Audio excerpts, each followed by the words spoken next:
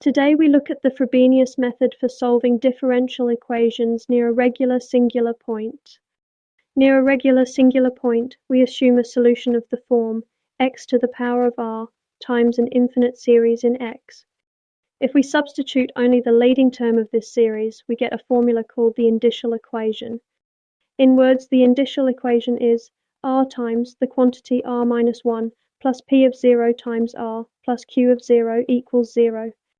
Let us find the indicial equation for the differential equation 2x squared times y double prime plus 3x times y prime minus the quantity x plus 1 times y equals 0.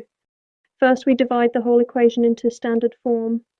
Doing this gives p of 0 equal to 3/2 and q of 0 equal to negative 1/2. Substituting these values into the indicial equation formula gives 2r squared plus r minus 1 equals 0.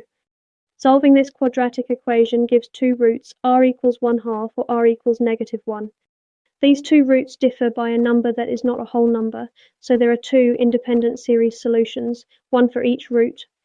To check, we substitute each root back into the indicial equation, 2r squared plus r minus 1, and confirm that both give 0 exactly.